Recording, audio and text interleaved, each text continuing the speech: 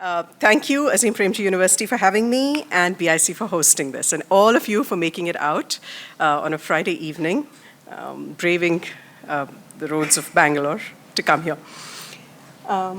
So we're going to play, so it's not going, I want this to be a little more interactive. I don't want to only be speaking, so we're going to play a little game where I'm going to propose two different things. And I'm going to ask for what the connection is in between those things. And then I'm going to tell you a story of how they connect up. Of course, for those of you who have read my book, you might know the answer, but those who haven't, it'll be lovely to just try and hazard guesses.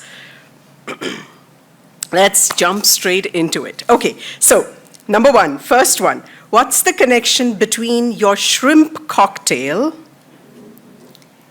and an oil spill? Any show of hands? Anybody like to hazard a guess? Nobody's read my book. Okay, let's try and get those guys now to speak up. Anybody? Okay, cool. So somebody has. All right, great. I'm going to jump straight into it. We are in the largest unbroken stand of mangroves in the world, the Sundarbans. This straddles the border between India and Bangladesh, 60% in Bangladesh, 40% in India. And we are in the dead of winter, December 2014. It's very early in the morning, the sun is just about rising, and the fog hangs thickly over the mangrove forests. Visibility is really, really poor. There is an oil tanker which has moored itself in the center of a highly biodiverse river called the Shela River in the Sundarbans, which is a UNESCO World Heritage Site and a very, very eco-sensitive region. There's an oil tanker that has moored itself in the center of the river for the night. They have to moor in the center of the river for various reasons, including tigers. And early morning, 5:30, there is another ship that is chugging through the river. It's chugging, chugging, chugging. It does not see the oil tanker and it rams into it. The oil tanker empties its belly of 358,000 liters of furnace oil into the Sundarban. And this is Sundarban National Park on the Bangladesh side. It is the UNESCO World Heritage Site, and there is oil that's painting a black stripe along the 80 kilometers that is the length of the forest. If you were on a boat and I was on a boat, if I looked down, this is what I was seeing. Just oil, a film after film of oil. I was in the exact same place on the exact same boat 3 months before that. And what I could see was sundri seeds, which were being carried by the river and dispersed, and which would have settled somewhere and given birth to trees. Now, in December, this is what I was seeing, what's on the other side, which is oil. What was worse was that the government washed its hands off the oil spill, and it fell upon the fishers who lived in that region and their families, children, to clean up the oil with bare hands. They had no gloves, no shoes, no masks, nothing. And so they were using their kitchen utensils to clean up the oil. And they were covered in heavy fuel oil. They were also heating up the foliage to release the oil. So there were fumes in the air. They were doing nothing. These people fell sick. All kinds of things happened. The government just completely washed their hands off it. When the UN, because of course this is a UNESCO World Heritage Site, the UN decided to come see, what the government did was it ordered all of the oil that had been collected and all the oil foliage to be buried. So when the UN came, there was nothing almost. You could only see the black stripe, which showed that there was an oil spill, but there was no other evidence of the oil spill. Now, still, what's the connection with shrimp, right? The question is, why are these ships plying through something as eco-sensitive and biodiverse as the Sundarban? These are massive ships, and some of them are not very well kept. There is an IMO regulation that you have to have a double-hulled ship to carry oil. Many of these are not double-hulled, and they're carrying oil, right? And they ran aground. Now, actually, they were not supposed to go through the Sundarban. There is a port in Bangladesh called Mongla, which is a very, very important port for various reasons for the country. And there is a small river called Mongla River, which was the original way that the ships would go. So it bypassed the whole eco-sensitive region, the forest, and came down into the river on the inhabited side of the Sundarban. But something changed in 2011. This is what that Mongla River looked like way back in 2000. This is how it looked like in 2010, and you can start seeing small things coming up here. Those are shrimp farms, right? And then in 2013, the shrimp farms increase on both sides of Mongla River. And these shrimp farms are bought up by the very rich and connected people in the country. It's an extremely lucrative land grab. And so this channel, called the Ghasiya Kali channel, was actually shut off in 2011 so that people could land grab and make their shrimp farms, and it's highly lucrative, as you would know. And so what ended up happening is, look at the silt build up, right? The silt build up. And so, of course, the ships can't ply over here anymore. And this is how it is in 2015 January. 2014 December was when the oil spill happened. So, of course, there was nothing that could ply, and they had not dredged the area and so on. But, of course, there was a hue and cry after that, and things have changed. And I just checked Google Maps recently, and they have dredged at the place, and now that channel is open again, and ships are plying there. But as recently as 29th, so this, okay, yeah, so when it was not plying, this is how it had to go, which is through the forest. And where I stop, that's where the oil spill happened. Right there, just when it entered the forest, right? So while the channel is open right now, we are not out of the woods yet. There are still mishaps happening. There are ships going through the Indian Sundarban. This is in the Indian Sundarban. It goes right through the Indian Sundarban, takes a turn, goes up into the Bangladeshi Sundarban, and even today, look at the amount of mishaps. This is just in the first few, this is the first few weeks of 2022, and look at the amount of mishaps. And then, as recently as 29th December 2023, there has been yet another mishap in the Bangladeshi Sundarban, and there has been fly ash that was spilt. Sorry, just have to go through this again. Right, so that's the connection. So the shrimp being so lucrative, but also being extremely hazardous because of all the things that cascaded down from that need to have shrimp. Okay, so we're going to number two. What's connection number two? What's the connection between Calcutta port in the 1800s and 1900s, so the 19th century basically, and some part of the 20th century? What's the connection between the Calcutta port then and unemployment in Bihar, eastern Bihar today?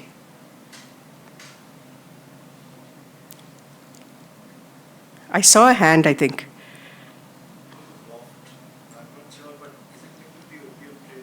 No, no, no. Okay, let's go. Let's do it. So, the Calcutta port was an extremely important port for the British because they wanted a very viable port that would be able to connect to the other big cities of the world at the time and go inland in India to Assam for all of their raw materials, jute, cotton, all of that, rice, everything. So Calcutta port was really important. But Calcutta port sat at the edge of, at the mouth of the Ganga, near the Ganga. And the Ganga is one of the most silty rivers on earth. The color of the Ganga is the color of tea, as you can see. It's like a soup, and it's thick. And it's thick. So the port started silting up. And so, of course, the British were very, very worried because if the port silted up, then that would hurt trade, and trade was everything. And so they decided that they had to come up with some kind of a grand plan to save the Kolkata port. It was Calcutta then, Kolkata now.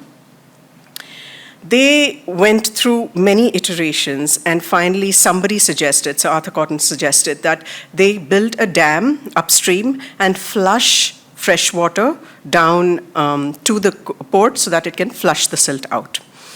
They couldn't agree, the Britishers couldn't agree on where to build the dam. And they left India, and then India gained independence, and this whole thing came up again because the port was still silting up, and that wasn't gone. And so they dredged up the old plans, and they saw that maybe Farakka, a town in North Bengal, might be a place. That's exactly where the Ganga bends from Bihar and comes into West Bengal. So it just about enters the head of its delta. And so they said, okay, let's build it over there. Let's build the dam there and create a channel where you can just push the water, and it would then keep the whole port free. You know, we can periodically push the silt out. Fantastic idea. So what they did was they did go ahead and build in 1971. They built the Farakka barrage, and I'm sure you'll have heard of the Farakka barrage. It is a 2.6 kilometer long barrage that sits on top of the Ganga, the main stem of the Ganga, at Farakka, and therefore called Farakka barrage. And that's it. This is the channel that diverts the water and pushes it down through the Hooghly and off to clear the port. Surprise, surprise. There was something that none of the engineers that had come up with this idea, either British or Indian, realized. And that was this. This is a tidal delta. The tide comes in twice a day. And it ended up bringing in 160 times the amount of silt any water could push out. So till today, that port has a siltation problem. Never got solved, right? But what ended up happening was far more sinister. And that had to do with a certain fish. Actually, three things happened, but I'm going to only talk about one. And that has to do with a certain fish called the hilsa. If there's any Bengali, and I know Shantanu is here, so at least one Bengali is here, you know what hilsa is and how important and iconic that fish is to the Bengalis. And it is a wonderfully silver, beautiful, big fish which swims upstream to spawn, and then comes back, lives its life out in the estuary. So it was earlier thought to be an anadromous fish, but I've read recently that it's been revised to be a diadromous fish. So it does both things. And people depend upon it. This is such a lucrative fishery. The hilsa fishery is it sustains millions of fishermen. But then you built a dam. Now, the fish used to go upriver, past Farakka, all the way to Prayagraj, Allahabad, and back. You built a dam at Farakka, which is just inside West Bengal, so everything upstream of Farakka is now devoid of any fish, any lucrative fish.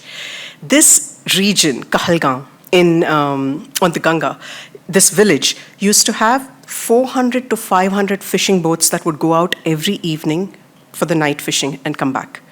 And this is what we saw in 2016. One boat, a few boats. And even so, what do they come back with? They come back with these tiny fish, which they call trash fish. It's not even fish that is lucrative. It will go straight into some kind of fish meal for some other thing. So it's not even something that anybody pays big bucks for. So you have a whole community of fishermen upstream of Farakka who are out of business completely. And then, of course, there are no jobs there. And so you are finding these people just sitting around. You find youth, our demographic dividend, sitting around doing absolutely nothing except play on their mobile phones. And progressively, this has been happening since 1971. So just imagine, right? There's huge out-migration. And so not only that, it collapsed hilsa fishery in India. is no hilsa fishery upstream and very little downstream. The size of the hilsa has dropped. Now, Bangladesh, on the other hand, has done certain things like introduce a ban on fishing when the fish is gravid and so on. So it's picking up there, and the hilsa is coming back on the Bangladeshi side. But here we have no hope because there is the dam right upstream of where the fish needs to go. So our hilsa fishery has crashed. That industry and the fish have depleted by 85 to 90%. And that was the mainstay of so many people. So there are thousands, hundreds of thousands of fishermen in debt. So that was number 2. Next one. What's the connection between road building in Arunachal to connect different valleys? So you have the East Siang Valley, you have the West Siang Valley, you have the Subansiri, you have various other valleys, right? So you need roads because, otherwise you'd have to go down, come back up, and so on. So there is a lot of road building going on. What's the connection between that road building and farmer distress in Assam? Anybody? Sorry? But the farmers are in Assam, which is in the plains. Landslide getting into rivers. Okay, very close, very close. Okay, we're going to talk about this. That's awesome. So we are now in the Siang Valley, which is just as you leave Assam and you push up the East Siang Valley and you're going up past Pasighat and you're going up to Tooting. If anybody has been there, you know what I'm talking about. It's absolutely gorgeous country, right? And this was a photo that was taken in 2014, and the same hill, 2021. That's the road building part, but that's not the whole story. What they're doing for road building and for dams is that they're using boulders. And where do these boulders come from? They come from the rivers. So you are uprooting, just look at the size of the boulders, that's a JCB, and look at that boulder just off to it. It's almost as big as the cab of the JCB. These are massive boulders that they're breaking and they're taking, right? Every time you remove a boulder, it displaces the sand underneath it. That's one thing. So that sand then goes into the system. But also, just like the butterfly effect, when you move something so large from the river is going to find a different path, or it's going to rush through, right? There's going to be changes in the river. And those 3 farmers that I showed you earlier on, when I was talking to them, they said that when they were young, their fathers would say, look to the mountains, which is Arunachal Pradesh. If you see it raining there, veils of rain, you know that you have 6 hours before the water comes into the rivers here, and you'll get water for your fields because there's going to be floods and all. This is the rainy season. It's supposed to flood. It's a floodplain. But they don't know what boulders have been removed. They don't know what courses have been altered. So this happened. A river which was supposed to flow in one direction completely left that. This is a riverbed which was completely dry, and it decided, this is the river, you can see the bridge, right? The river is supposed to flow underneath here. It's moved. So there's a bridge over nothing. And that river then came breaking embankments, it came right through their fields. But guess what? It's not just the river coming through, because then you can argue that that's okay, flooding, and that happens, that's natural. River carries silt, which is very fertile, but this river was carrying that sand which was displaced, and sand is inert. And when it hits the plains, it slows down, the river slows down, and the first thing it dumps is the heaviest load, which is sand. And all of that, this is that sand which is just dumped on paddy, and this is a food bowl for these people. All of that paddy was gone, and just see how much, this is another JCB, it's buried, the whole cab is buried under sand. It was 10 feet of sand, 3 meters of sand that was just dumped on these fields. And this happens regularly because there's constantly stuff changing in the mountains. So that was the connection between those two. So of course, what can the farmers do? They tell us there's nothing that they can do because the river has come through their fields, it's taken everything, it's dumped, so now it's inert. It's not even like when the river recedes, they can again farm because there's just sand there. and they have to migrate. Okay, one more. What's the connection between a bridge? And this bridge is just a little bit away from that village that I just talked about, which had the sand coming. It's just a little off. This is a bridge over the Brahmaputra. If any of you have visited Assam recently, you might have gone on the Bogibeel Bridge. This is the Bogibeel Bridge. What is the connection between the Bogibeel Bridge and rampant erosion? It's just a bridge. Why is there rampant erosion downstream of the bridge? Downstream and upstream of the bridge? Anyone? Okay. See what the engineers did. This is the bridge, that's the river. I don't know whether you can make out, but what they have done is they have diked, embanked the river. Oopsies. There. Here and here. Can you see the two dikes? It's there and there. I'm going to show you another photo. This is a Google map, of course. You see that dike and you see this dike. But do you also see that what they have done is they have tried to squeeze the river so that they can build a shorter bridge. Can you see that? You see the width of the river just upstream. You see the width of the river downstream. And this is squeezed. Try pushing. If anybody has seen the Brahmaputra in monsoon, you know what I'm talking about. Try pushing that volume of water through something which is constricted. You're going to have some kind of you're going to have like a small reservoir built behind it, and it's going to rush through in front. Now what ends up happening is that the left bank is fortified because there are oil fields there are tea plantations there's all kinds of things. But the north bank doesn't have anything. It's got farmers, and it's got soft, pliant land. So the water ends up just eating up the right bank. And that again is pushing people inland because it's almost a kilometer of land can fall off in a day. A kilometer wide land can fall off in a day. And people are pushed inland. And you know, this is India. How far will you push people? I mean, these are hundreds of thousands of people. Where will they go? So of course, then they up and leave. And again, there's migration.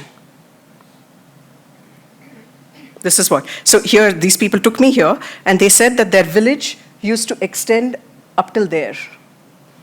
And of course, there's nothing left. It's funny, it's called Singhajan Ghat. I'm not kidding. You go to Google Maps and you can see there's a road which just stops. There's actually a sign which says Singhajan Ghat ahead. There's no ghat ahead. It's just, the road is just cut, and it's just the river. Because it's just eaten it up.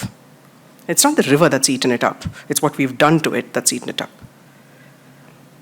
So even today, there are things, when you go there are regular erosions, things falling into the river. So that's what happens then. Because the people who built the bridge decided to dike it. And dike it not at the right width, but kind of cut corners. Okay, now we're leaving the northeast and the east, and we are swinging to the Thar Desert. What is the connection between afforestation? Planting trees is good, right? What is the connection between afforestation in the desert, planting trees on dunes to stabilize them, which is what is happening here, and water scarcity? On the dunes, okay? I'm talking about on the dunes.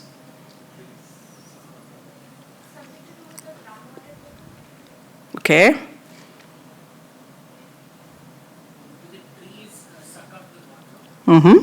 Trees do suck up water, but here we're building it on the dune. The dune is dry.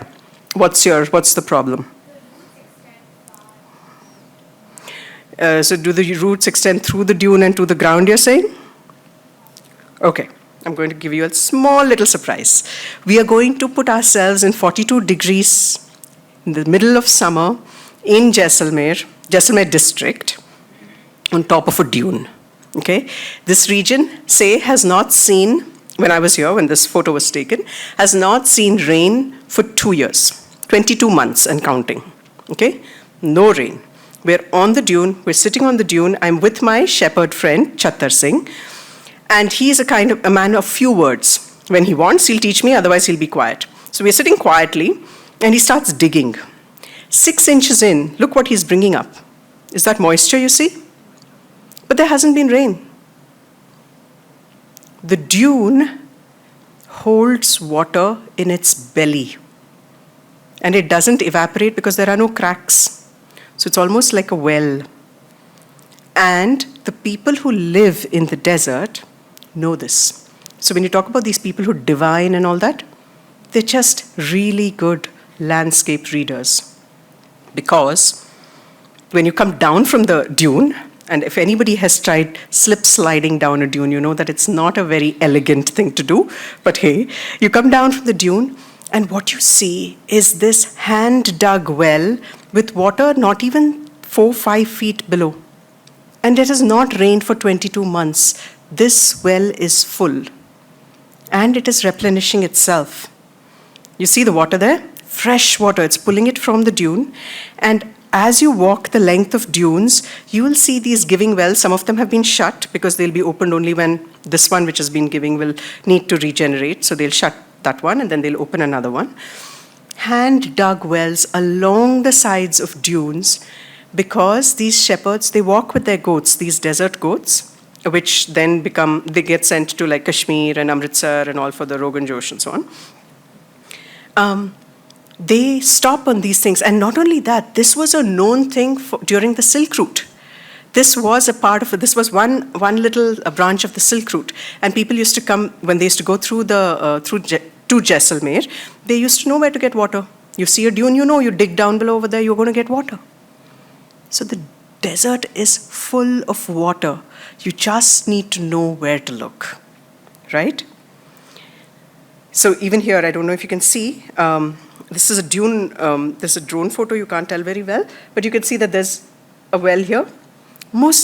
It baffles, right? When I went there, I couldn't believe my eyes. But then I've gone back enough times to know that it was not one-off. This really happens. So these are dunes, and then there are these wells there. And they're giving wells. So the more you pull up, the more they refill themselves from the sides. But the forest department thought that planting Israeli acacias, Acacia tortilis, is a good idea for afforestation, greening the desert. And so they planted all along the dunes.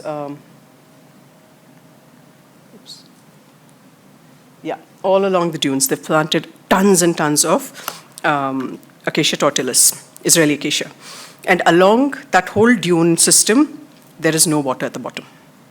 So all these shepherds have had to alter their routes and come where there isn't such things. But then there is a huge drive to plant more and more of these inappropriate trees, and in inappropriate places, which is causing a whole lot of harm and water scarcity in the Thar.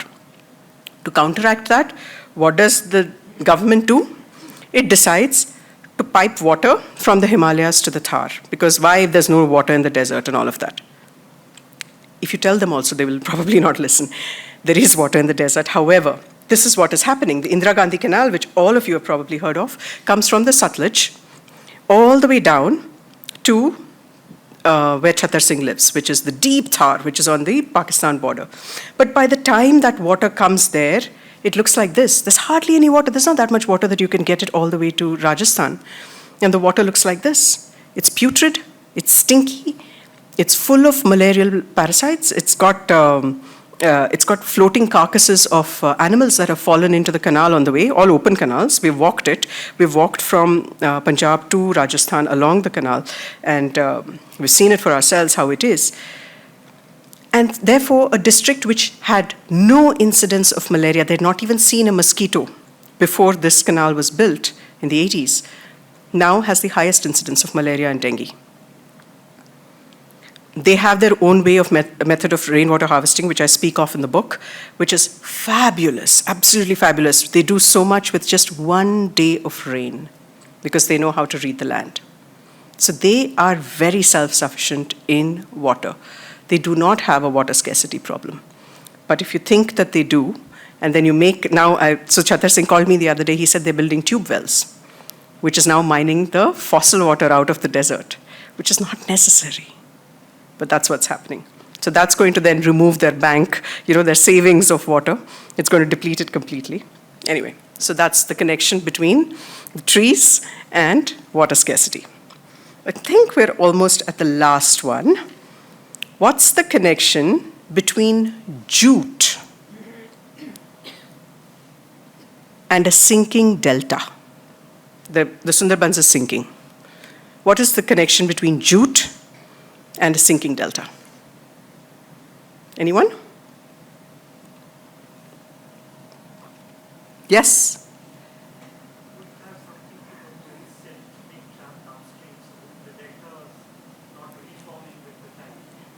Very, very close. I'm so happy to hear this. Very close. And we'll get into it. So what happened, again, during the British Raj, was that there was a huge... So the Britishers basically wanted revenue from their lands, and they saw that the floodplains, right, where the river comes and floods and then leaves, they called those floodplains wastelands, because they thought of it as swampy and not very productive and so on. So they wanted to reclaim those wastelands, and the way they thought they would do that is if they could build bunds, embankments, so that the river would not flood, and then they can use and grow things over there and reap their harvests and so on. So they built these embankments.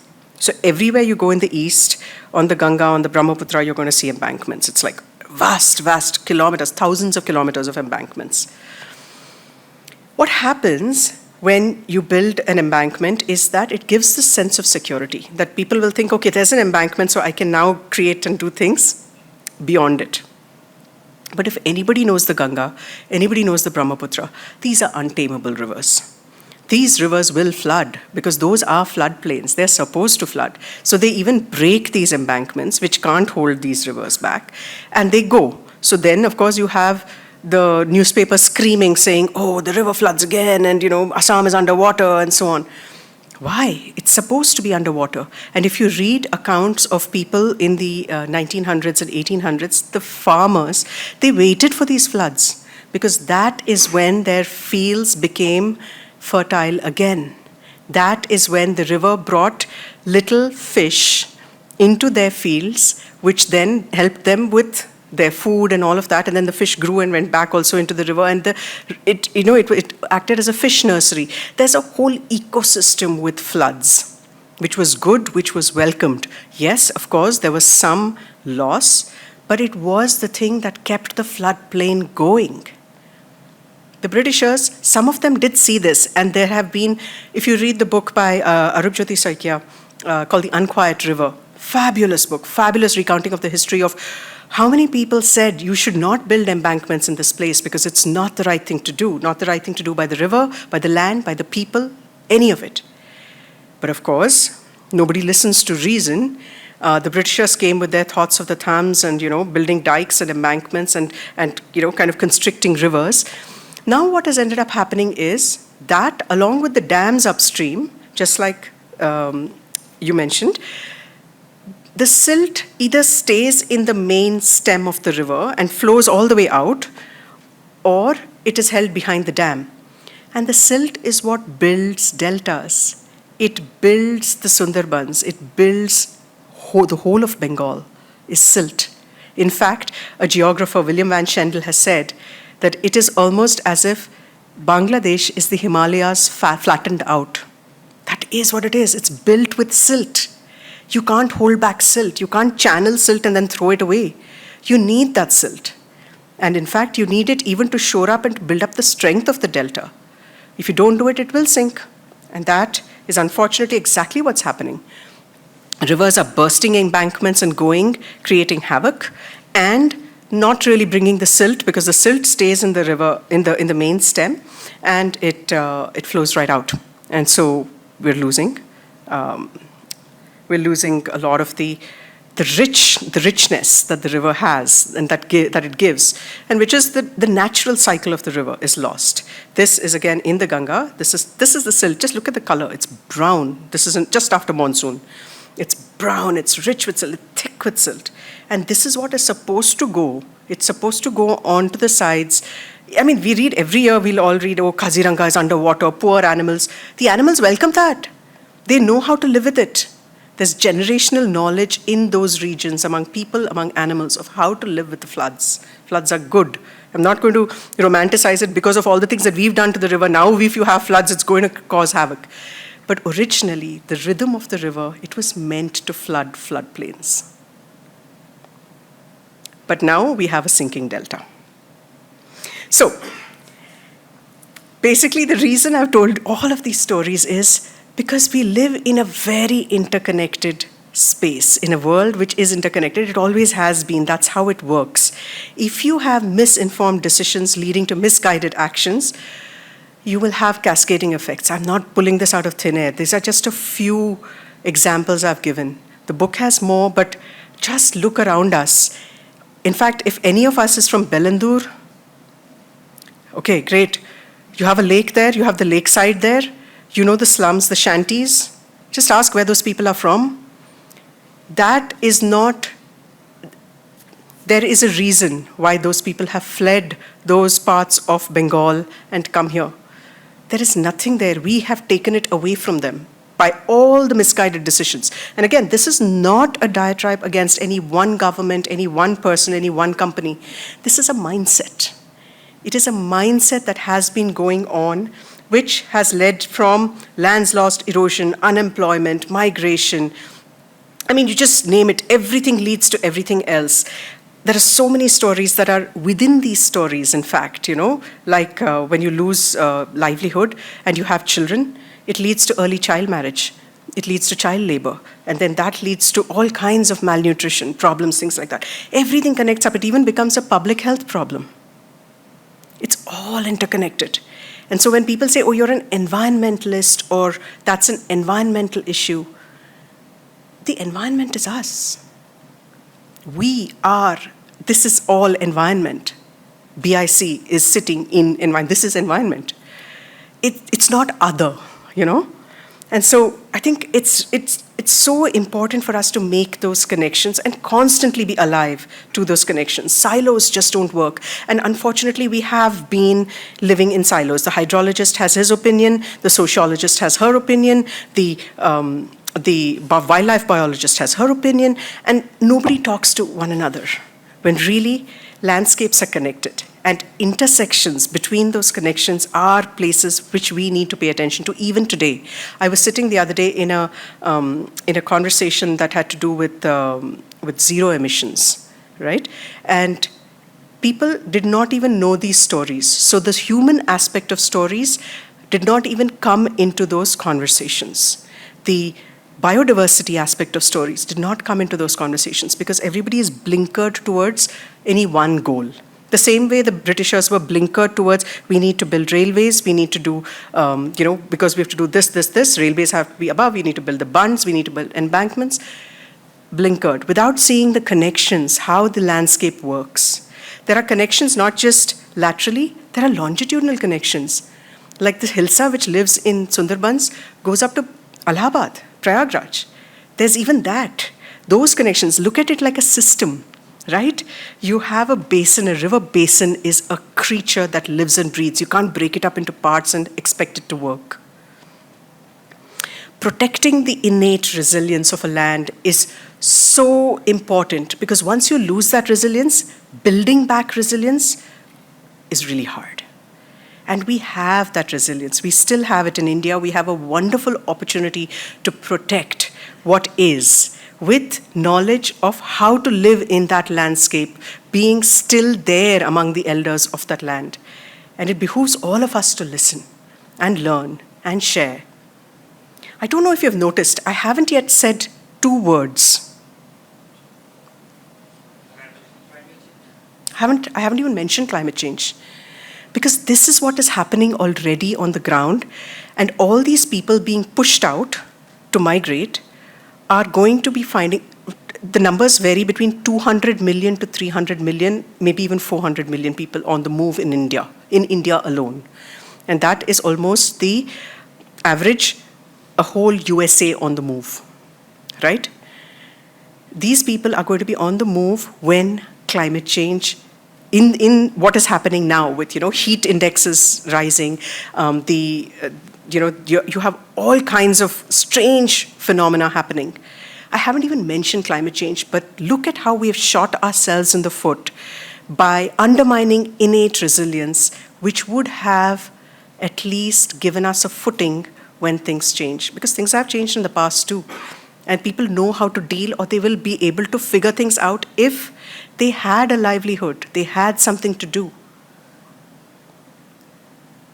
So protecting innate resilience in the face of climate change is so important. And I think we still have that. And Harini and I were talking about it the other day. And she also says our cities still have, the smaller cities in fact, have a chance to do right, to become smart, truly smart, not just tech smart. Thank you.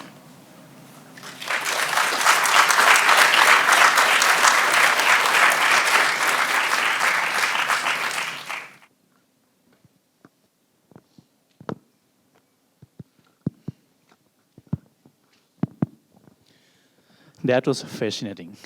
That's really, really enjoyed it. I'm pretty sure everyone really enjoyed it. And I grew up in Assam, so some of the stories that you told me are so close to my heart, right? Yeah. So I mean, this is how we'll do the question and answer. We'll have the mic over here. So whoever is thinking about having a question, I'll request that maybe start lining up in here. And I request that you keep the question brief, and also introduce yourself. But before I actually open it up to to the audience, I have a couple of questions. One question is, how did you start? I mean, when did you start doing this? And follow-up question, how do you find a problem? What is your approach? How did I start? Can you hear me? Yeah, okay, great. It goes back to childhood. My father marched with the Save the Western Ghats movement, the Silent Valley March, and then sat with the Narmada Bachao Andolan protesters also. So those conversations were always on in our house. And also, I recount this in my book, where my uncle, who worked at the World Bank, when he would come, my dad and he would have these absolutely raucous debates. And I would be cowering behind a curtain. I used to really think that they're just going to finish each other off. It was really like that, because he was for large dams, my uncle was, and my dad was completely against it. And so I've grown up with these kinds of conversations and so on. And I've always wanted to tell stories. I used to pore over National Geographics. There used to be there was a three-volume, or rather 3 magazines, 3 issues that came back to back on the mega transect that Mike Fay did, where he walked across the Congo. And I used to think, oh man, I wish somebody would give me, a chance to walk across a landscape and tell stories. So that was, teenage years, and I've always wanted to tell stories. I lost my way a little bit, went into corporate.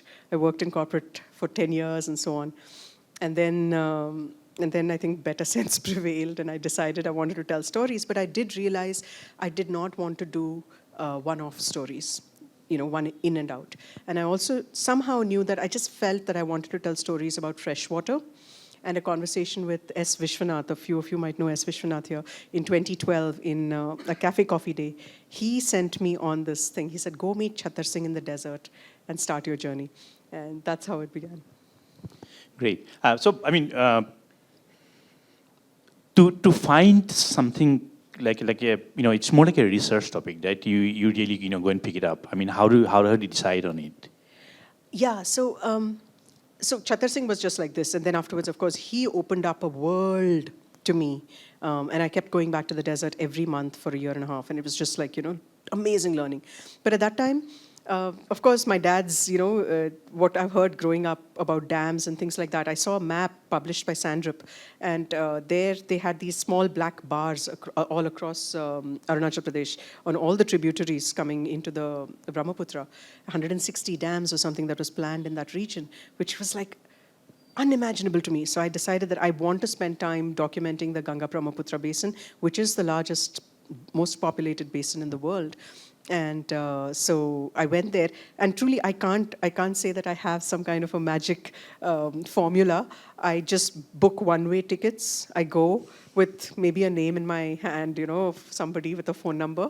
I start from there, and usually that sets the ball rolling. You watch, you see things, you learn, you talk to people, you listen, and one thing leads to another. And like everything is interconnected, essentially one thing has led to another, and I'm still. When I go back to that basin, I have not even scratched the surface. Fascinating. Yeah. Okay. So I want to open up, to the audience for questions.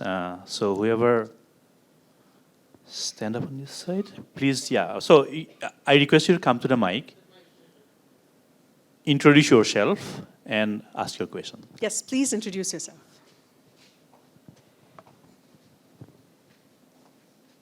Hi, I think I'm audible, right? Hi, I am Anu Khandelwal, and I worked in the waste management sector, and that's why this talk was very fascinating for me. Thank you so much. So my question might be a little foolish also, but I just want to ask. So I want to ask about the Hilsa fish thing. Now that we know that the dam is the sole problem of the issue, why don't we demolish that dam? That's not a foolish question. Sorry. And I think I don't have a very intelligent answer for that, other than the fact that one lives in hope that better sense will prevail. But there is a small thing that starts with a P called politics, which is going to play a big role. But if you guys have been following the demolition of dams in the US, Elva and Klamath and so on, the good that demolishing a dam, which doesn't serve any purpose, does to the ecosystem is very plain and clear. And I really hope someday that this will happen, and not in a way that it harms the farmers or anything. We have enough and more rain, water, the river is beautiful. So if managed well and correctly, there are ways to definitely do both. So I think it would only be good if it happened. It would also be good for Bangladesh, because Bangladesh, that whole part, Rajshahi, that whole area has been desiccated because of the water sharing agreement and so on, which doesn't happen in the dry season. You don't get any water at all. So there are issues, and that could be between any two countries. Again, I'm not pointing fingers or anything. This is just the nature of the game. An upper riparian country has rights over the water for a lower riparian country. Mm-hmm. The suggestion that it has to be equal is just a suggestion, and so on. All kinds of things, right? So it would only be good for everyone if it came down. Thanks.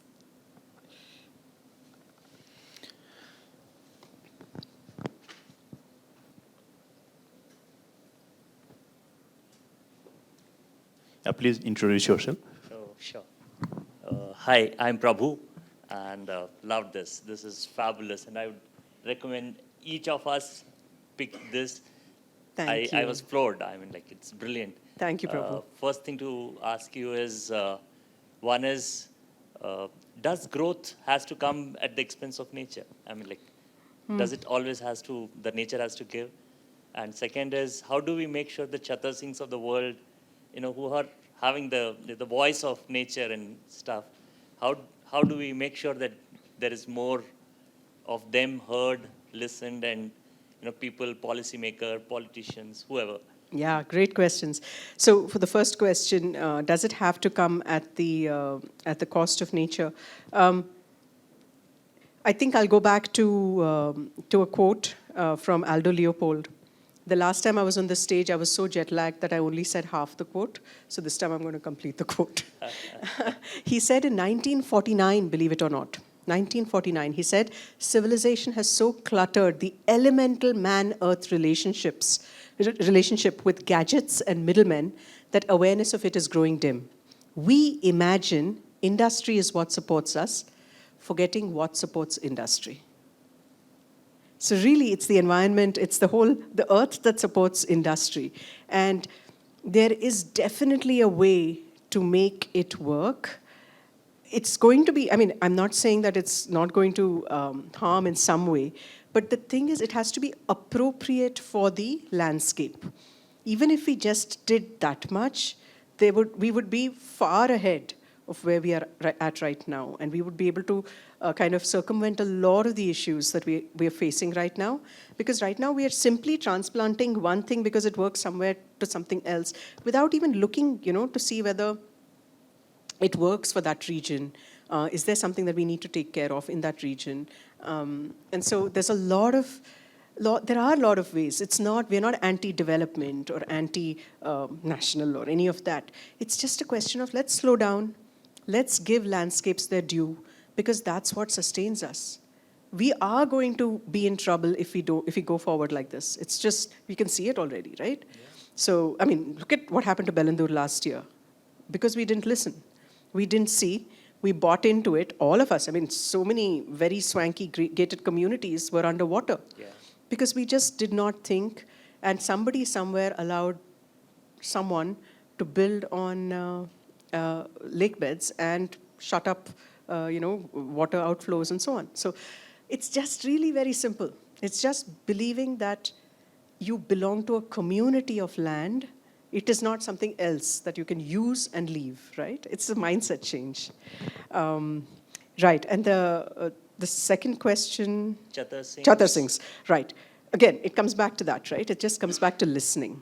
There are people who are so embedded with landscapes, even in Bangalore, even if you just listen to a Vishwanath, for example, right? He has so much wisdom to impart, and there are so many like that, so many people like that. And in different walks of life even. And it's just a question of letting humility be the front and center, that we are learning, we don't have all the answers, and let's really try and do it right, rather than saying we know better and letting maybe just, GDP kind of overshadow everything as a metric.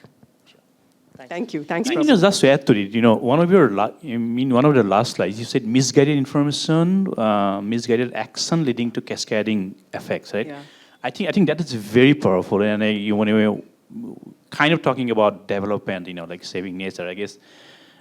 So that probably really sums up, right? I mean, what we try to do, right? Yeah. And how much information we have to do things correctly. Yeah, right. And we have tremendous power, right? And the knowledge is there, the power is there, we can do it. And I think it behooves all of us, right? All of us, if we even say, now I live in Bangalore, so I realize what is happening here, and you speak up about it or in some way. So even in your own backyard, if you do right, right? Yeah, absolutely. You can start, the voices will bubble up.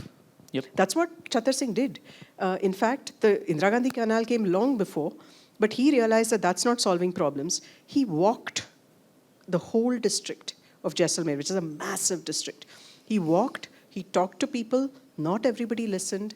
Some people listened, did it right, had water even when there was no rain. Then people who had not done it saw those people had done it. Then they, so it's a slow process. Some of this mindset change is a slow process. But we have to start. Yeah, absolutely, yeah. Please introduce yourself. Hi, good evening. I'm Dhwani. I recently did my graduation in anthropology and biodiversity law. But again, I find myself in this city doing a corporate job. But I just wanted to ask if you could elaborate a little bit on the settlements in Bangalore and how they're connected to migrating from Bengal, West Bengal. Sure. So again, it goes back to Farakka barrage, and another barrage on the other side called Teesta. On the Teesta River, there's a Teesta barrage. There's one barrage on the Indian side, there's one barrage on the Bangladeshi side. Farakka is on the Indian side. All of these play God with water, right? So when there's very little water, you hold back water. When there's a lot of water, you let the taps go. And so, of course, the sluices go. So all the water flows. So there's flooding when there's already water even there. And there's scarcity when there's no water anyways. There's no water at all. There's no fish, no livelihood. What do? You have to migrate, right? So they have to leave and come. And so you have, in fact, there are whole villages on the banks of the Ganga in Murshidabad, for example, in Malda, some of these places which are around Farakka. Whole villages where there are no men left. Everybody is migrated. There are only women and children, and they are living without access to any healthcare or education. They're growing up rolling BDs because that's the only thing they have to do, that they can get money. And for rolling all day, they get 100 rupees because they roll one big basket, for some X amount of BDs, and you get 100 rupees. So it's a really crazy situation over there. And so there's nothing else to do but leave. So if you ask anybody, you ask somebody who comes to paint your house, where are you from? Most likely it'll be Nadia, Murshidabad, one of those regions in Bengal where there's nothing and, And sorry, just one more. So they migrate to these urban sectors, but then they are found living in areas that are like slums. So again, there's not much of a upward social mobility that we can see. Upward social mobility, forget it. They're scrambling to make ends meet in a city that is not built to support these kinds of people, even Bombay for that matter. It's built on the backs of migrants. But look at the lives they live, right? I was talking to a cab driver the other day.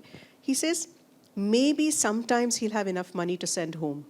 Otherwise, all that money goes in paying rent and, trying to make ends meet. And he does not drink. He does not do he's no vices. And so it's hard for them here. We are not set up. I mean, it would be lovely if we were set up, we had a safety net for them and all of that. But migration is only going to rise, given all of that and climate change. And our cities are not equipped to deal with that influx yet. Thank you for those questions. Thank you.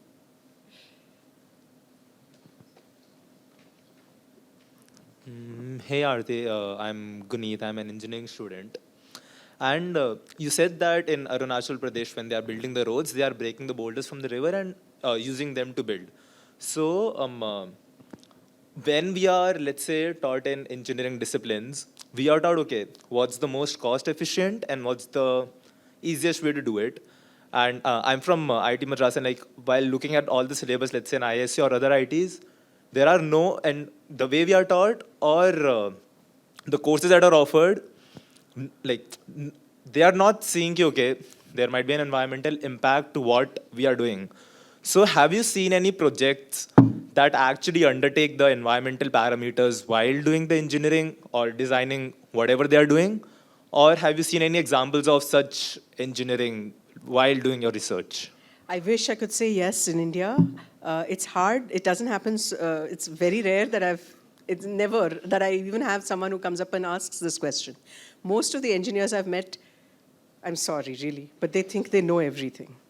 And they think what they're doing is right and that the world works because of the engineers. And my last but one slide where I said breaking down silos, I just truly wish the engineers, the hydrologists, the wildlife biologists, the sociologists would sit together to plan something like this. Because the hydrologist will tell you, this is not going to happen. I mean, if this happens, then this is how the river will behave, right? So you're going to have to do something else or, do it in some way. I mean, I don't have answers, but there's at least a conversation that'll happen. We truly need an interdisciplinary, team in many ways, and not just lip service, where you have to sign off something like an EIA saying, yeah, the sociologist, everybody has checked it off and now it's fine, it's done, right? But truly trying to solve a problem by looking at upstream effects, downstream effects, and I'm not only talking about rivers, I'm talking metaphorically, upstream, people who are upstream, people who are downstream, effects to see how whatever we are doing is going to change things.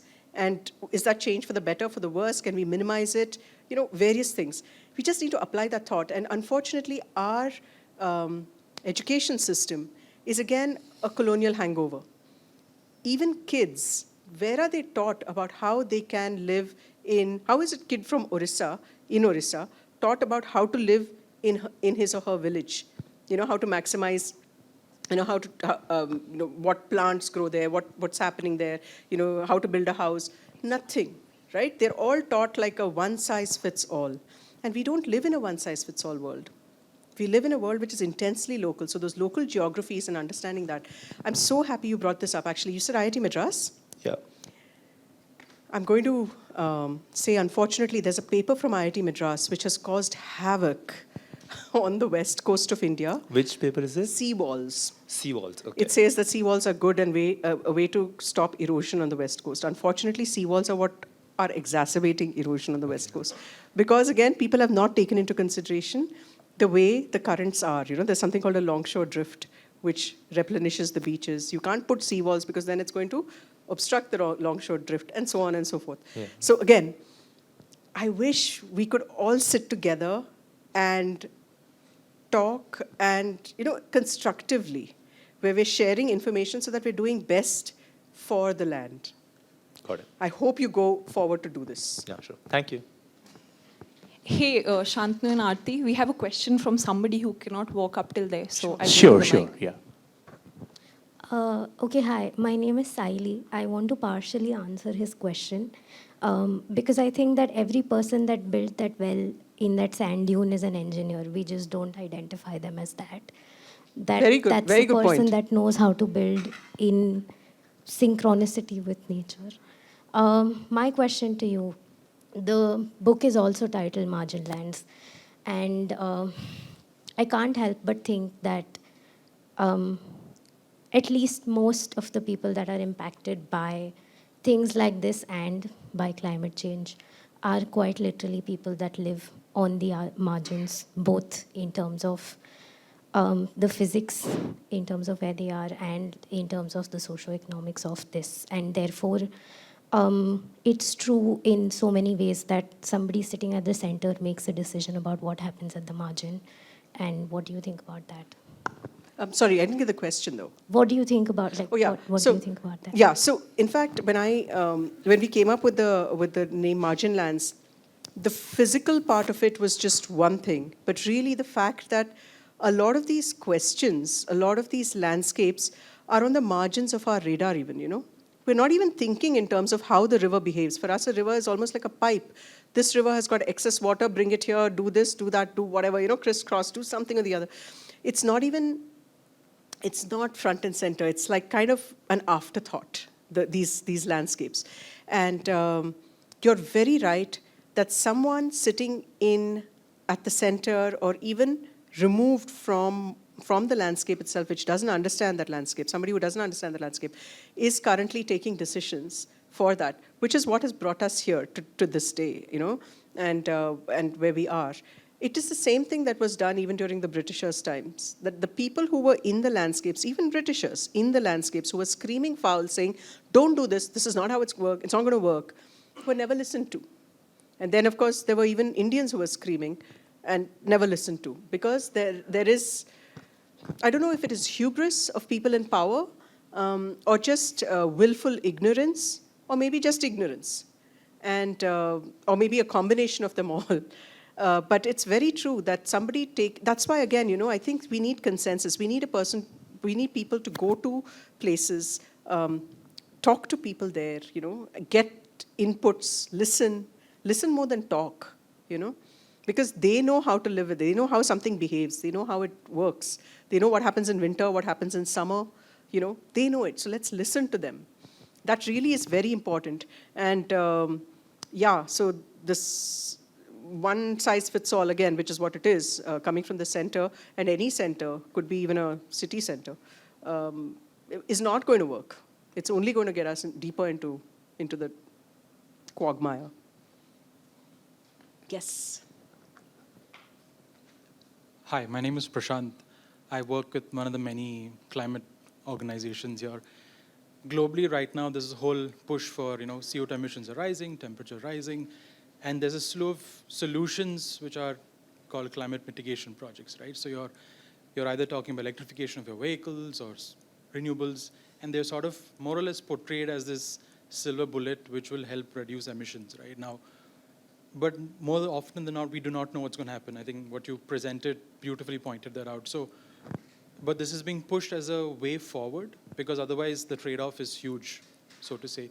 What would you say to policymakers and those who are probably working in this space? And like, given that these are new problems we're dealing with as we go, how do we start approaching them?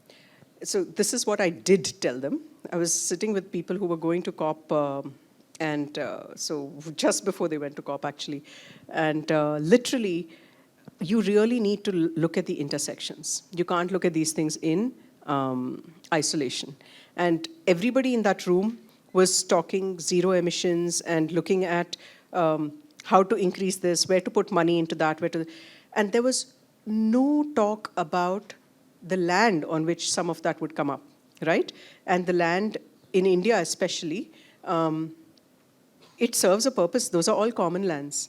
And there are places, for example, in Kutch, where you have these pastoralists who are using that land. You have cranes which are coming. That is that's where they come in winter. And there are like millions of cranes. And you're going to be having windmills there. It's going to be disastrous, in so many ways. So you really need people, these voices also at the table. You need the biodiversity voices at the table. You need the people who represent the folks who use that land today. It is not free for the taking. It has a utility and a value today which is as valid as whatever else you think it is used for. And a lot of this comes from that mentality of wastelands. All of these lands in Kutch, for example, are called wastelands because they're not productive. They have to be better utilized. And what better utilization than, making it towards renewable. Hey, now you green people are talking, even you don't want new green. So it gets reduced very quickly to binaries and kind of very silly rhetoric. All we need really is we need people to again, slow down and sit and just act as if everybody matters. We really need to do that. It's not an answer. That I feel is the silver bullet, If you act as if everyone matters, and not only humans, non-humans also, at least you'll get somewhere. It's not easy. But I hope we'll get there somewhere, inch along. Hi, Arati. Thank you for the wonderful presentation. So I have just two questions. Can you What please your name? introduce yourself? Yeah, my name is Luck, and I work as a researcher Siddharth? here. No, L-A-K, Luck. Luck. Yeah. So I just wanted to know, two questions. First one, I think in one of the connections, I think between the laying of roads and, whatever was happening in the floodplains. So you did mention there were three things that were happening, one of which was building up of sand. And I was just curious to know what the other two were. I do not know if it was that connection or the It connection wasn't that below. connection. Okay, it was the connection there was below, another before. connection. It was to do with Faraka, where I said that the embankments, it keeps silt in the thing. And the dam keeps, the pushing of water did not work. But what it also did was, it withheld silt behind the dam, which raised the riverbed. And now, upstream of the dam sees huge flooding on the left bank, because the right bank is rocky, so there's no flooding there. But the left bank, you see massive flooding. So if you look at the map, and if you do a Google Earth Pro, and you go back to history, 84 to 2022, whatever, and you see how the river has moved. If this is Faraka Barrage, and this is upstream of it, the river has swung east so far that it threatens to bypass the barrage and go off into Bangladesh, which was the old route of the Ganga before it swung west. These are all meandering rivers. In their delta, they will be meandering quite a bit. So there were different paths it took, but now it's swinging so far east. So now what it's causing those people to be, their mango orchards and their homesteads, everything is eaten up every year, in monsoon. It's gone. So it's causing havoc. That was number two. And number three was the fact that the third was that the silt is needed to build the delta. So while it holds back silt and it increases flooding, it's holding back silt and making the delta sink. So those are the three things. If I can just squeeze in one more question. Yeah. So as a visual storyteller, I know many people are visual learners, so we kind of get influenced and inspired on seeing visual things. In fact, you inspired someone to demolish a dam. So, it is a very powerful, tool. So as a visual storyteller, when these influences kind of like, you kind of ruffle feathers with policymakers or people, in the system. So have you had any repercussions or threats as such from the system, when you go I around think saying I'm these too stories? small a fry. Nobody cares. Oh yeah, she wrote a book and she's just going on and on about it. But no, not that way. Also, I'm not singling anyone out. It really is a mindset that I'm hoping to change all of our mindsets, right? I didn't know these connections until I went there, saw them, made those connections, talked to people who were, pointed me to say, see, this is happening, that's happening, this is what happened because of the bridge. Somebody showed me, right? I didn't go there and measure the bridge and say, oh yeah, this has happened. Somebody showed me, they're saying, this is what is happening, look at it. So there are people like that who are, feeling the consequences of it and then who are, who want to tell you what's happening so that maybe you can go and tell someone else. So, it's just trying to do the right thing. I'm not against any, ideology or a party or anything like that. It's not that. It really, I think it's a quote by Wendell Berry and it's in the book. What I stand for is what I stand on, the land. Really, that's all it is. Do right by the land and it'll take care of you.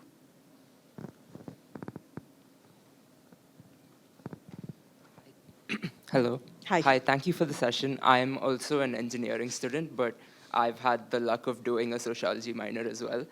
So, Your name, please? Aditya. Aditya. So my question revolves around technology transfers coming from the West. And we've seen how historically it hasn't really worked out with the Damodar Valley project, Bhopal gas tragedy, etc., and a lot of your examples as well.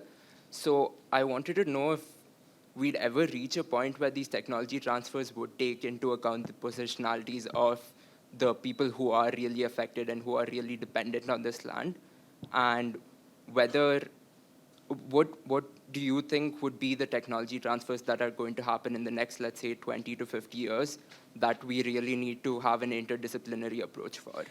I think we have such amazing brain power in India, like you guys, that it would be lovely to do reverse technology transfer almost. But the thing is, it should never be technology transfer blind. This worked in Netherlands, so let's make it work in Bangladesh, right? Doesn't work like that. It causes havoc. So you really need to study that local geography. And actually, if you don't study the local geography, it's very easy for marketing people with a lot of glitz and glam to subvert what's happening and do whatever they want with it. So it falls upon us to become smart about what is good for the land so that we can then push back and say, you know what, that is not okay. Or, it might still happen. That might still happen. But you are on the right side of history and you're saying, no, this is not right, right? So the technology transfer, while is a good thing, I think it needs to come with some kind of customization which needs to happen here. I'll give you an example of a reverse technology transfer. Glaciers are retreating, and it's retreating all over, all over the world, even in Europe and so on. In the Trans-Himalaya, in Ladakh, Sonam Wangchuk, you guys probably know who he is, he created something called the ice stupa, where he basically realized that if you pipe down water from a Himalayan stream, push it up through a narrow pipe and let, in a very small nozzle, very fine nozzle, you let the water come out. In winter nights, it's going to freeze. It's going to become a cone. Cone has the smallest surface area which is exposed to the sun, and therefore there'll be less evaporation. It'll stay through summer and through winter where it'll replenish itself again, right? Seeing that solved to a certain extent water scarcity problems, water security problems in Ladakh, people in Switzerland are building it. People in other places are building it. Again, hopefully they're not building it blindly and they're doing it what's right for them. But it's a way of solutions which are correct for that region, and then you take that idea. So for example, when I met Sonam Wangchuk, I told him about Chattar Singh. He actually went and met Chattar Singh. He met, they talked, because one is a hot desert, one is a cold desert. Both are dealing with water security issues. Both have found ways to make it work. And so they had a great time together, right? So I feel these conversations and collaborations are so important.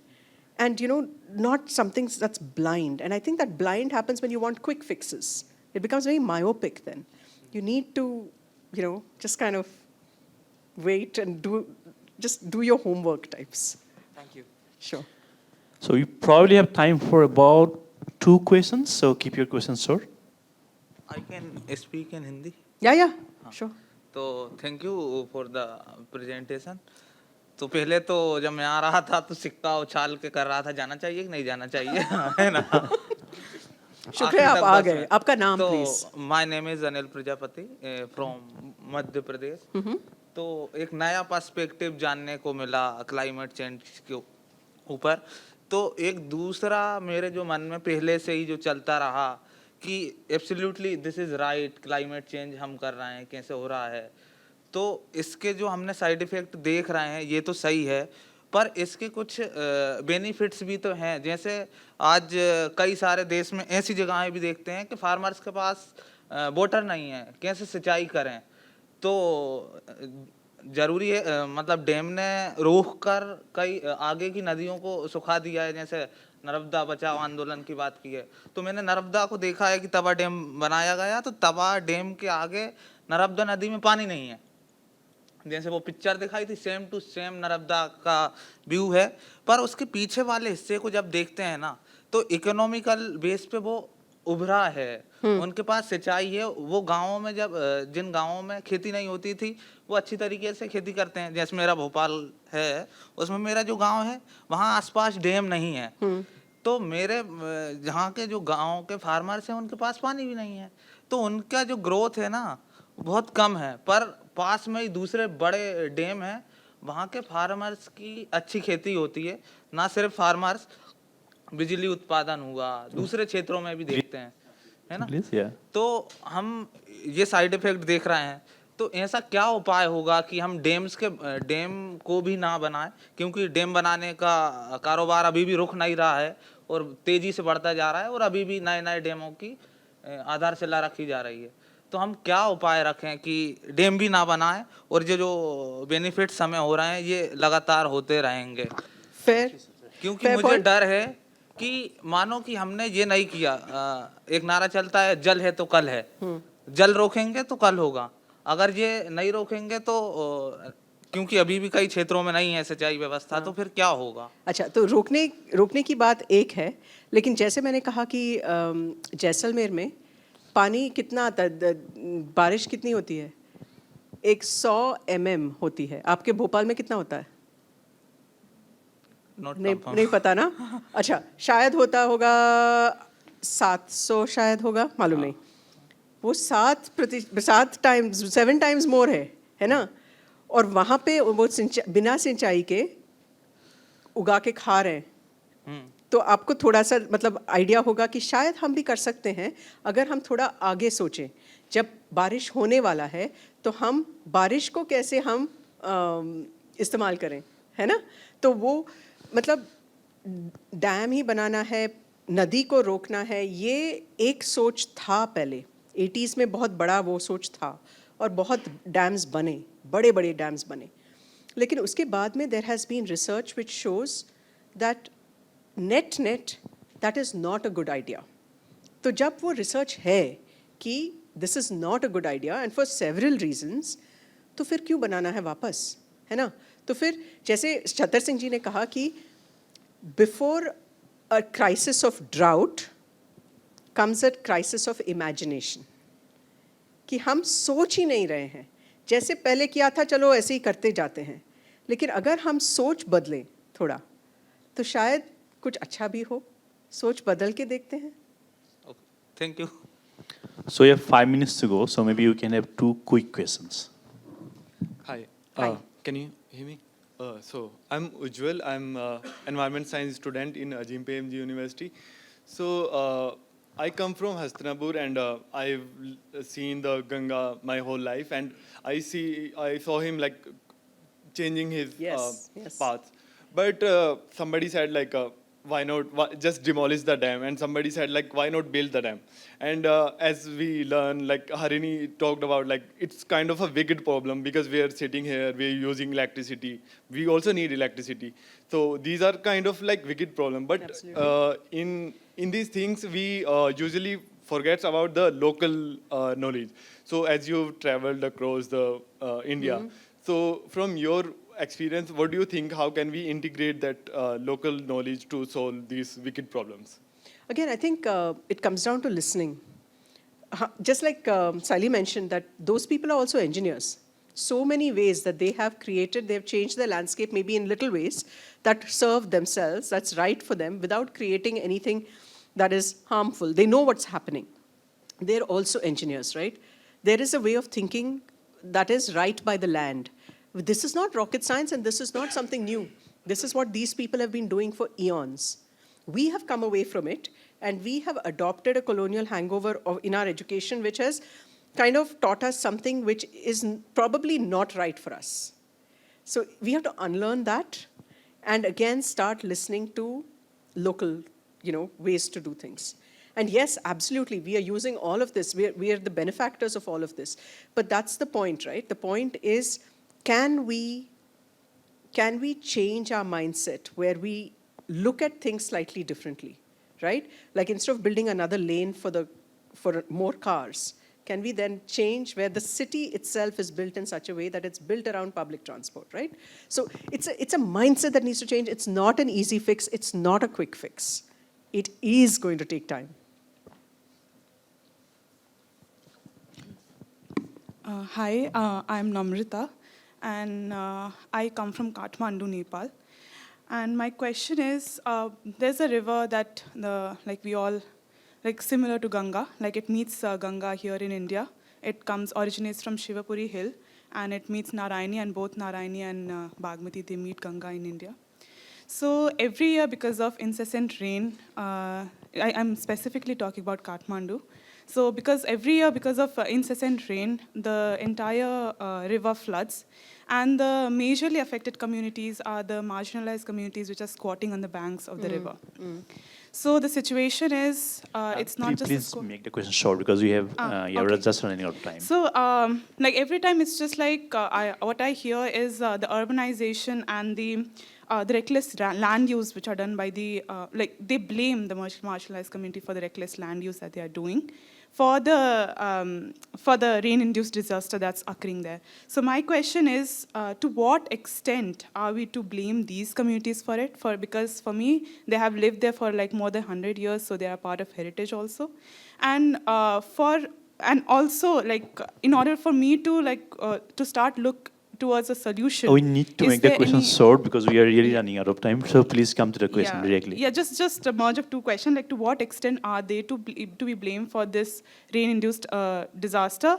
And if I want to start looking for a solution, where do I exactly start so that these communities and the river ecology, they coexist, they live in coexistence? So I don't think I'll be equipped to answer the first question because I don't know the issue very well. Okay. But I would say that blame games never work out, really, What is happening? What caused them to come and squat in the first place? Maybe instead of trying to address the symptom, let's try and look at the cause. What is it that causes them to come and squat on the river which they know floods every year? It can't be comfortable for them either. But they must have left something so terrible, right? What happened there, right? So let's go back. A lot of these things, like even the floods in Assam and building of embankments, build more embankments, build an extra lane because there's more traffic. These are all like putting band-aids on a problem without really addressing the actual cause of the problem. We need to walk all our problems back. Symptoms are fine, but look at the symptoms, but walk it back to see what is the proximal cause, what's happening, and start looking at that rather than trying to fix the symptom. All right, so this is the last question, so make it brief and introduce yourself. My name is Talon. So my question is not about the issue, but something specific I would like to know from you. So as people, we read about, let's say, environmental or social problems, it drains us. It sometimes lingers over you. The next day, you're not quite right. So as someone who is going in and looking at these problems, which not the many people in the world know, how do you cope up with this burden? God, it is really hard, Stalin. So very oftentimes I leave places which are devastated, okay, treacherous places where people are really struggling to make ends meet. I am, first of all, able to fly out of there and come home to a roof over my head and hot food. I sometimes fly home straight to a social engagement, a party. And believe me, I almost have like PTSD because of what I've seen. And then what I have to see, and I have to grin, and I have to dress up, and I have to talk to people. It is so hard, but it is nothing compared to those people who can't leave. Right? I am constantly telling myself that I'm so privileged that I can actually leave. Whereas we are putting so many people in situations where they cannot change it. It's the way it is. And that their trauma is so much more than the pain we suffer from reading about it, or hearing about it, or seeing it, or even speaking to them. Because we can come away from it. So for me, I carry my privilege. It's a very heavy burden, and I feel quite burnt out at times. But again, I just constantly remind myself that I'm just hugely grateful for the lottery of birth. Look at where I am, and look at what I see. There's a huge mountain of difference. So my pains and my things are really minuscule compared to what is happening out there in the marginlands. Thank you. Thank you for what you do. Thank you very much. Thank you, Arati, for this very fascinating evening. And thank you all for coming here, taking part in discussion. So we'll see you all in our next Let's Talk Climate Change talk. Thank you very much. Thank you, everyone.